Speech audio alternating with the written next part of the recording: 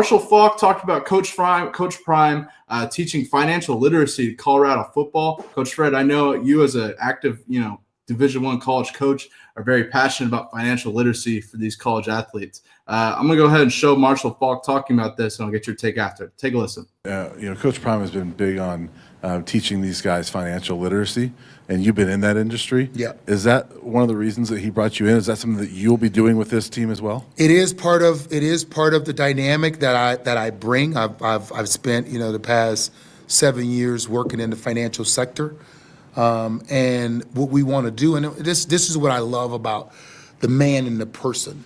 Obviously, you guys, you see the glasses and the chain, and he has his isms that he says, and and all the stuff that he does, and he appears to be this figure that's larger than life. But in reality, when these kids leave here, the most important thing that he cares about is who they become as a young man.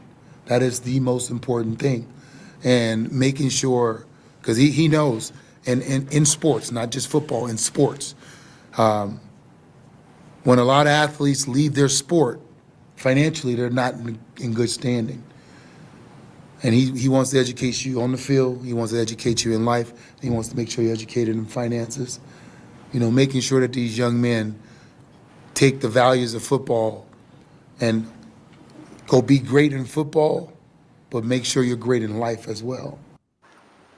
Coach Fred, I think that's great coming from Marshall Faulk. Obviously, he's been in the financial sector for a while now, and then Coach Prime as well, teaching his Colorado Buffaloes financial literacy. What are your thoughts? I love it. Like you said, I think we've talked about this before, especially with this new age of NIL and all these kids now with the possibility of getting revenue sharing from the university. Some of these kids are looking to come into six figures at a very young age. I know for me at 18, 19, if I was to earn $100,000 a year, I can guarantee you that I'd have over 500 pair of sneakers.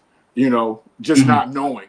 Right. But, having somebody that's there to teach you, to help guide you, to point you in the right direction. Now, Bailey, here's your $50,000 check. Now, I can't tell you what to do with it, but, hey, this is what I think you need to look into do. And I think, having those people in those kids' corner is really big, because I think here in the next year or so, Bailey, and you can mark it down, we're going to start hearing about kids getting in trouble with the IRS that have gotten these large amounts of money and hadn't done the proper tax work behind it. Right. You talk about a kid getting $6 million. Well, we know automatically that he ain't getting $6 million.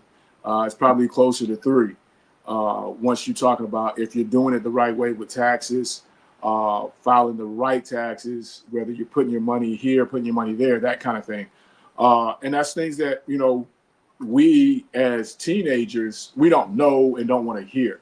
Right. Because, we want to go out, we want to party. I can go back to me being in college. As soon as we got those Pell checks, it wasn't about anything other than we were about to barbecue for 3 weeks straight. And we were going to have some beverages that we probably shouldn't have had, but we were going to have that for everybody. And 1 week it was on me, 1 week it was on Bailey, and then, the little $3,000 Pell check that we got. Now we're trying to make sure we got money to get home in the summer and get back for workouts when we had the money all along. But, when you have those things, man, you need to have people in place, because right now we're in a society where it's way more advanced than when I was coming. The latest cell phone, the latest car, the latest jeans. Bailey, do you realize even at Alcorn State, man, we've got kids that have went and brought $500 pair of jeans. I couldn't imagine buying a pair of $500 jeans.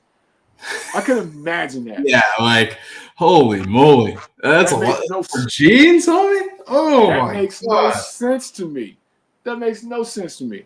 And again, this is coming from a man right now that has over 150 pair of shoes, whatever. But that's something else. Yeah. That's a whole nother story. But out of those shoes, Bailey, you can guarantee, you can bet your bottom dollar, I'm not paying over $225 for a pair of shoes.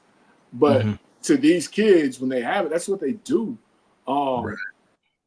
Backpack, why do you, and I call them purses, why do you need a satchel that costs you $300? That makes no sense. That's the new thing, Fred. And in my younger generation, I don't personally get it. I think it's it's a purse essentially. So I'm not gonna do that. You know what I mean? But that's what As they a want. guy. Yeah, like I don't. Again, why we gotta have a purse, bro? I don't get it. Going back to one thing you mentioned earlier, you think certain players in college may get in trouble or have issues with the IRS due to large income, large sums coming in from NIL. Certain states across the country, Louisiana, Georgia, Alabama, Illinois, are filing bills that would exempt NIL dollars from state income tax. So that's something to watch as well. Because I think definitely those who are giving the money see the potential risk of that in the future. You would have to, ideally, right? That's something definitely to watch. At least from what I understand, Georgia, Alabama, Illinois, Louisiana have filed bills exempting NIL dollars from state income tax. Coach, any thoughts? Well, I think it kind of goes back to what you said.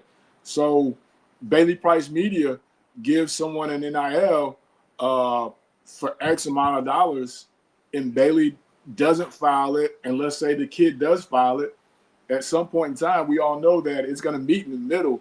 Now, somebody's going to have to answer why Bailey gave this and didn't pay taxes on it, or why Bailey paid taxes on it and the recipient didn't pay taxes on it. So I think it's all in the way you file. But again, we have a lot of people that are dabbling in the NIL world as NIL agents that I don't think are really up on all those. It's a lot of federal tax laws. You know that. I know that. And each state differs. So, it's one of those deals of better know what you're dealing with and what state you're dealing with it. For sure. Yeah, absolutely. And you have to know where you're at and how to deal with it and get you jammed up. But nonetheless, circling back to the beginning, Marshall Faulk and Coach Prime teaching Colorado football financial literacy, nonetheless, I think is beneficial. And in this NIL era, for sure.